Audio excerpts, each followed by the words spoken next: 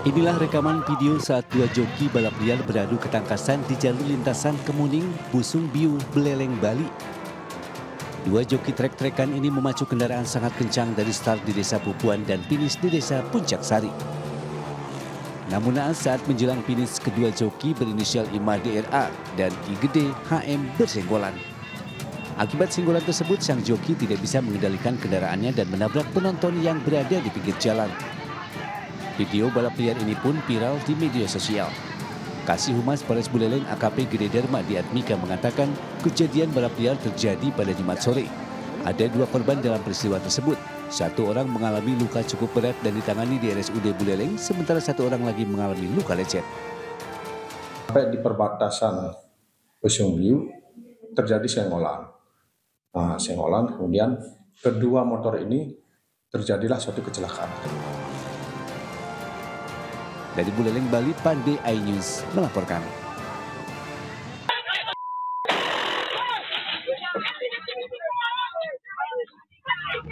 CCTV toko sembako ini merekam detik-detik kelompok pemuda melakukan penyerangan terhadap toko sembako di Jalan Karya Medan, Sumatera Utara pada Jumat dini hari. Miss Barzi, penjaga toko Sabtu siang menceritakan saat kejadian dirinya tengah melayani seorang pembeli. Tiba-tiba belasan orang pemuda yang menggunakan jaket dan helm datang langsung menyerang. Pembeli dan penjaga toko pun spontan lari ke dalam untuk bersembunyi dan menyelamatkan diri. Namun belasan pemuda ini tetap mengejar hingga ke area kamar tempat pegawai beristirahat. Seorang pekerja yang sedang tertidur pulas pun tak luput dari serangan pemuda dan babak belur usai dipukuli beramai-ramai. Kamar yang ditempati penjaga pun turut dirusak oleh gerombolan pemuda tersebut. Usai memukuli pembeli dan penjaga toko, kelompok pemuda pun kabur setelah menjarah sejumlah barang dan mengacak-ngacak toko. Yang beli ini tiba-tiba dikejar sama ada berapa orang kira-kira teman?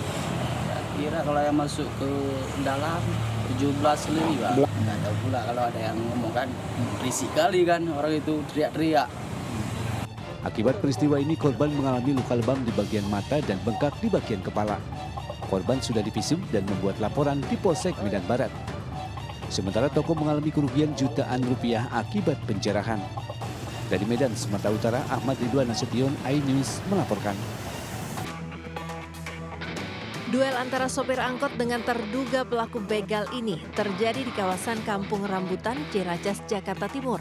Korban yang sama sekali tidak membawa senjata berupaya melawan pelaku yang berulang kali mengayunkan senjata tajam jenis celurit. Seorang kakek yang melihat duel di pinggir jalan raya ini berupaya melerai dari jauh. Namun pelaku yang kalap terus menyerang sopir angkot hingga tersungkur dan merampas tas yang dibawanya. Usai menyerang korbannya, pelaku kemudian melarikan diri ke dalam gang yang tak jauh dari lokasi kejadian. Pelakunya bawa saja, Bang? Ya, bawa celurit. Bawa celurit ya. Sempat ada yang diambil nggak, Bang, dari korbannya, Bang? Kalau yang diambil saya nggak tahu ya kalau yang diambil ya. Urusan dia gitu maksudnya apa dia ngambil sesuatu. Yang jelas tuh supirnya itu nangkis gitu pakai alat lah kayak dongkrak gitu. Setelah pelaku menghilang, warga pun berdatangan untuk menolong korban. Pelaku diduga berpura-pura menjadi penumpang dan mencoba membegal pengemudi angkot saat kondisi penumpang di angkot telah kosong. Dari Jakarta, Rio Manik, iNews melaporkan.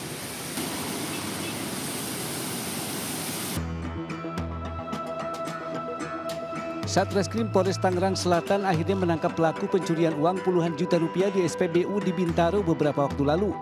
Medisnya pelaku yang beraksi seorang diri ini ternyata mantan manajer SPBU itu sendiri. Sebelumnya dengan menggunakan atribut ojek online, pelaku menodongkan senjata yang dibawanya kepada kedua penjaga SPBU di kawasan Bintaro, Tangerang Selatan, Banten.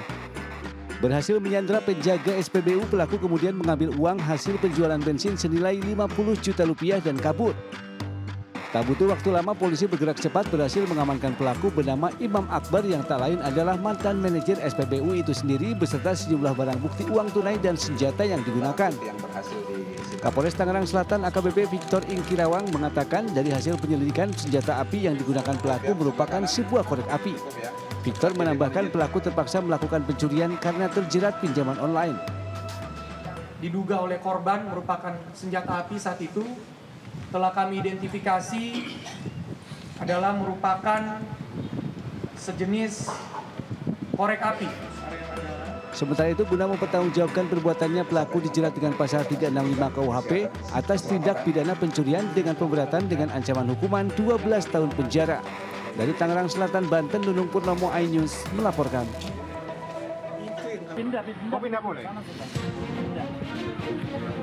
Warga dan pengendara di kawasan Suramadu, Bangkalan digegerkan dengan insiden yang menimpa seorang pengendara motor di mana pengendara mengalami luka robek pada bagian mulutnya. Selain terus memegangi mulutnya yang terluka, tangan si pengendara pun terlihat merah. Tak tega dengan kondisi si pengendara, warga inisiatif mengantarkan korban ke puskesmas untuk pengobatan. Selanjutnya, warga mengantarkan korban ke Polsek Bune untuk melaporkan insiden tersebut. Korban yang merupakan warga Bojonegoro, Jawa Timur dan seorang mahasiswa salah satu kampus di Bangkalan ini mengaku tengah mengendarai motor sendirian dari Surabaya untuk kembali ke rumah kosnya di Bangkalan saat tiba-tiba terjerat benang layangan di jembatan Suramadu. Mau sampai ke wilayah Bangkalan tuh menurut saya kayak ada yang narik gitu, Pak. Terus saya lepas helm saya ke atas gini. Pas saya lepas otomatis yang sini kan agak ke depan itu saya melihat kayak sebenarnya itu kayak jatuh gitu. Pihak Polres Bangkalan pun mengakui terkait kejadian ini. Dari hasil pemeriksaan sementara di TKP, benda yang melukai korban tersebut memang sejenis senar yang biasa digunakan untuk layangan. Kami sudah menerima laporannya di Polsek Sukolilo, akan segera kami tindak lanjuti. Dimana kalau dari senarnya, kamu lihat mirip senar yang digunakan untuk layang-layang. Pihak kepolisian pun memastikan mereka akan menyelidiki serta mengusut tuntas insiden ini demi keselamatan dan kenyamanan para pengendara yang melintasi jembatan Suramadu. Dari Bangkalan, Madura, Taufik Sahrawi, iNews melaporkan.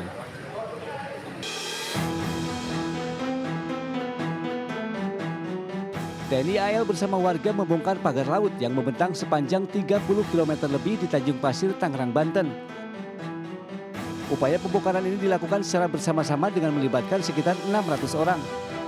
Selain menggunakan perahu, sejumlah warga dan TNI AL nekat menceburkan diri ke laut untuk mempermudah proses pembongkaran. Komandan Pangkalan Utama TNI AL 3 Jakarta menyebut target pembongkaran di hari pertama akan dilakukan sepanjang 2 km untuk membuka akses jalur agar nelayan bisa kembali melaut.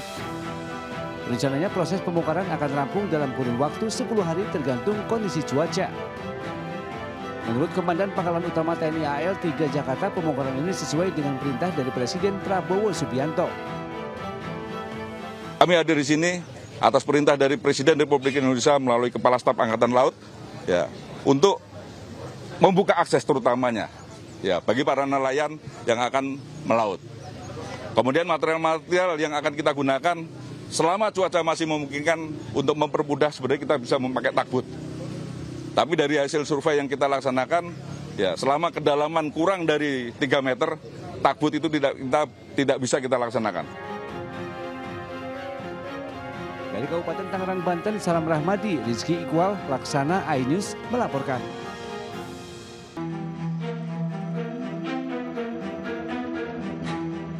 Beralih ke kebakaran Glodok Plaza, pemirsa, petugas kembali mengevakuasi korban kebakaran Glodok Plaza.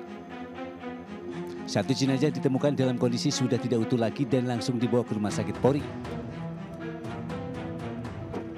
Dengan ditemukannya jenazah ini, total ada 8 korban tewas yang berhasil dievakuasi petugas. Proses evakuasi korban terkendala dengan area bangunan yang cukup luas dan banyaknya material bangunan yang tidak stabil atau mudah roboh sehingga membahayakan petugas. Pencarian korban akan kembali dilanjutkan setelah pembersihan bangunan selesai dilakukan dan ditargetkan akan selesai dalam waktu seminggu. Kami menyusuri ini kolaborasi gabungan Sargab, ya, didampingin oleh pengelola gedung di lokasi kitchen food itu, ya, serpihan lah gitu, tapi bersama DVI tadi langsung dimasukkan 1 kantong, nanti akan diperiksa lebih lanjut di RS Polri.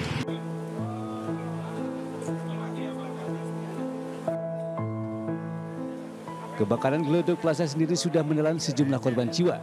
Dari 14 korban yang dilaporkan hilang, sebagian besar belum ditemukan. Sejumlah keluarga mendatangi posko kebakaran yang berada di depan gedung Glodok Plaza untuk melaporkan anggota keluarganya yang hilang. Tak hanya itu, mereka juga mendatangi rumah sakit Polri. untuk memastikan apakah jenazah anggota keluarganya termasuk yang hilang. Salah satu keluarga korban yang datang ada yang membawa foto putrinya yang bekerja sebagai kasir diskotik. Putrinya yang bernama Ade Aryati tak kunjung pulang pasca kebakaran terjadi.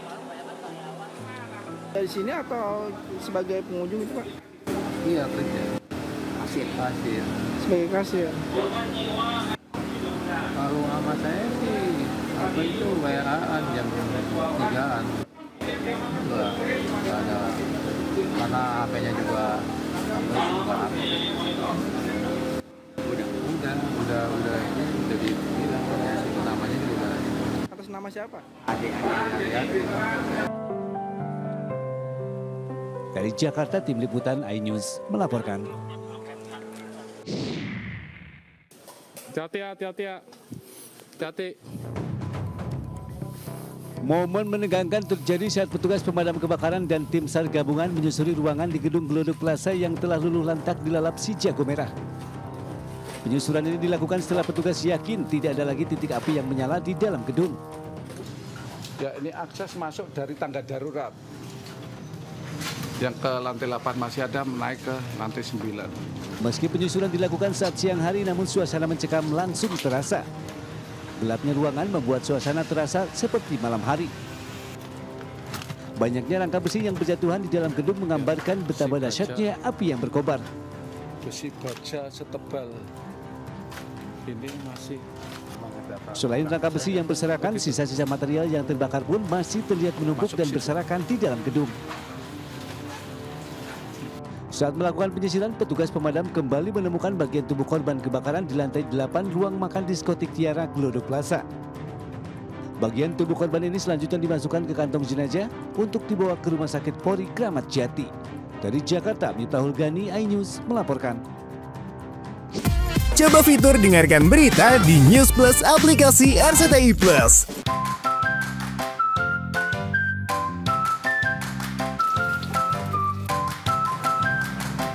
Aduh pemirsa, ketemu lagi sama saya Robin nih. Saya kali ini lagi di sekitar Mangga Besar.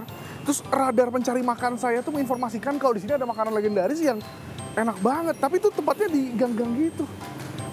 Semoga gue gak kesasar ya. Coba ikutin gue ya.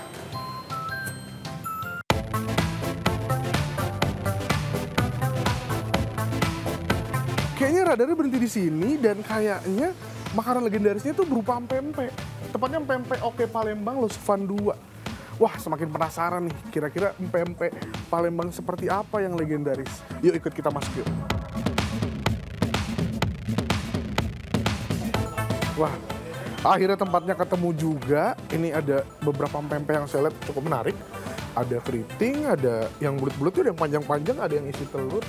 Tapi untuk lebih lengkapnya coba kita tanya ibunya. Soalnya ibunya udah ada di dalam. Ibu. Halo Ibu. Halo. Wah, ini ternyata jualannya empek-empek ya Bu? Iya, pempek Palembang. Asli dari Palembang? Asli.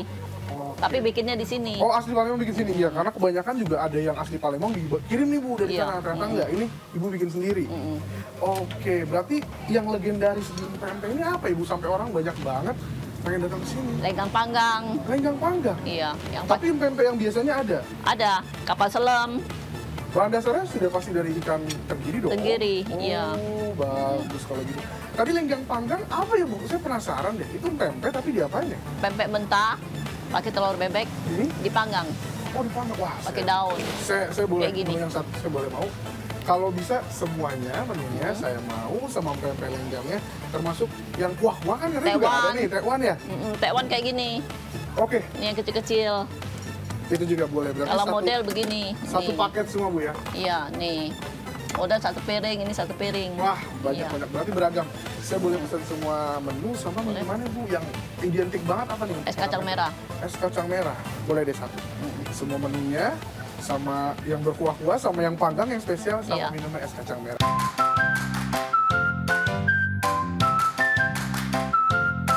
Wah, gue penasaran banget nih cara masak lenggang panggangnya nih. Coba lihat, soalnya kayak dibakar gitu aja. Ini memang dibakar gitu aja, Ci? Iya. Ntar dibalik. Nanti dibalik, tapi nanti udah setengah kering. Dikasih telur gitu di atasnya? Iya. Nah, yang bulat-bulat itu apa itu? Yang bahannya, mentahnya. Oh, bahan mentahnya nanti dimasukin ke sana gitu. Iya. Dari aromanya itu terasa banget ikannya ya. Semakin merasa aromanya. Jadi nggak sabar nih mau makan lenggang panggangnya nih. Soalnya baru kali ini ada pempek dibakar yang saya tahu. Biasanya kalau nggak kuah, goreng, rebus gitu kan, ini dipanggang. Wah. Kita tunggu ya. Saya penasaran banget ini. Kita tunggu.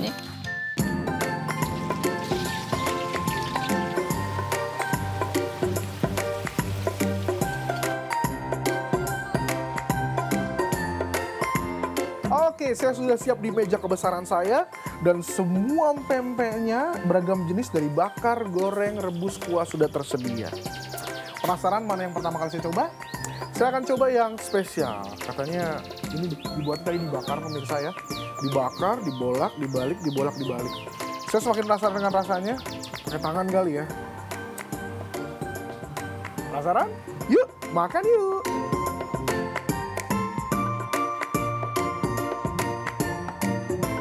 Sampai nggak bisa berkata-kata, karena pempeknya itu dia dibungkus daun pisang, terus dibakar dicampur dengan telur. Jadi rasa telurnya itu berasa banget, dan rasa cukanya ini tuh gula merahnya berasa banget. Selanjutnya pasien selanjutnya ini ada yang bulat-bulat gemas lucu gitu ya. Ini pempek juga nih, lihat pemirsa. Ini tadi dibakar bersama dengan pempek yang bakar ini. Lihat. Oh, ternyata ada isiannya di dalamnya. Nggak sabar? Penasaran? Yuk, makan yuk!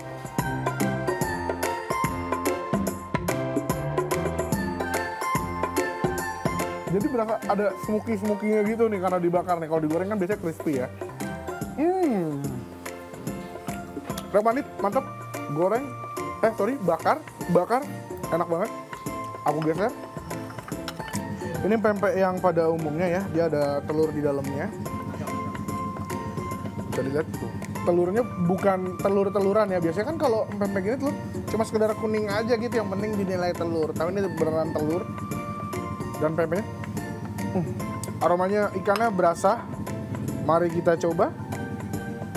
Penasaran? Yuk, makan yuk!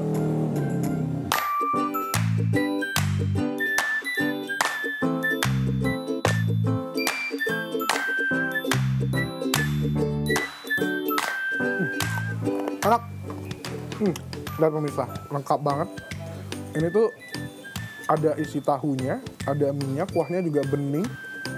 Ini bukan sembarang kaldu, terbuatnya dari kaldu udang ya. Berasa banget wangi udangnya tuh. Ada sayurannya juga di dalamnya, pemirsa. Kita coba kuahnya dulu ya.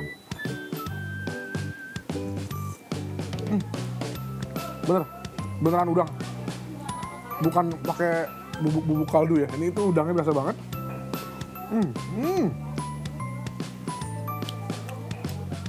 Kita coba modelnya.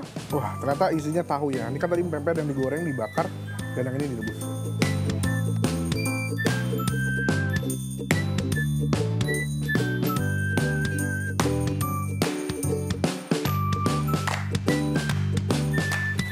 Recommended, enak, anget, berasa rempahnya.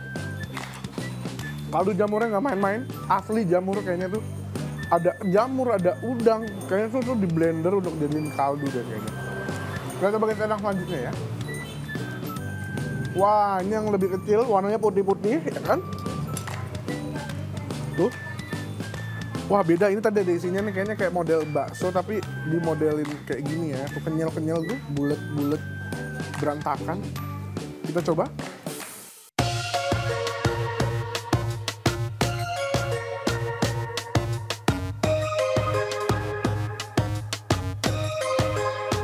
Enak-enak semua, mau kuah, mau goreng, mau bakar. Semua recommended. Karena pedas, saya butuh minuman yang dingin. Sudah hadir es kacang merah. Kita lihat, manakah? Wah, deril kacang merah ternyata. Biasanya kan kalau es kacang merah tuh, dia cuma es kacang doang gitu, warnanya warna merah.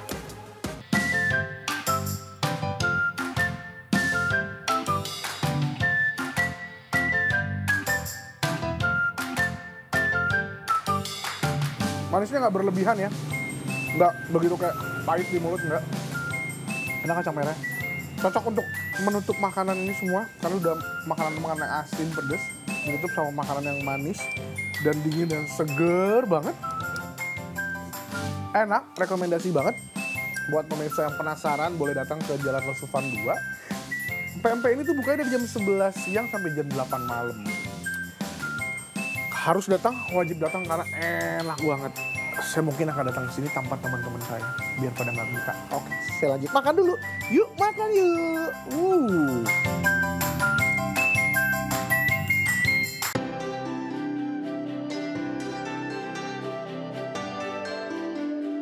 Jelang Imlek jadi berkah bagi Desi, seorang ibu rumah tangga di Palembang, Sumatera Selatan. Ia menerima ratusan pesanan bakpao karakter bertema Koko dan Cici.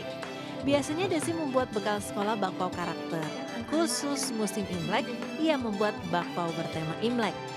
Bakpao berisi coklat ini laku keras karena jadi pilihan untuk disajikan saat perayaan Tahun Baru Imlek. Warnanya cerah, dominan merah, dengan karakter Koko dan Cici lengkap dengan tulisan Gong Si Facai. Desi membuat 2 pilihan paket bakpao Imlek. Isi 6 dijual Rp50.000 dan isi 9 dijual Rp80.000. Laris manisnya pesanan membuat Desi meraih omset jutaan rupiah. Seorang pelanggan mengaku memesan bakpao karakter bertema Imlek untuk dia berikan pada sang adik. Terima kasih ya. Ini pesennya udah berapa lama? Udah sekitar 3-4 hari yang lalu. Ini baru jadi ya? Iya, ini baru jadi. Ini untuk diberikan kepada saudara saya, terutama kepada adik-adik saya. Jadi pemirsa, selain kue keranjang, bakpao karakter Koko dan Cici ini juga bisa jadi pilihan sajian saat Imlek tiba loh. Dari Palembang, Sumatera Selatan, Bambang Irawan, iNews melaporkan.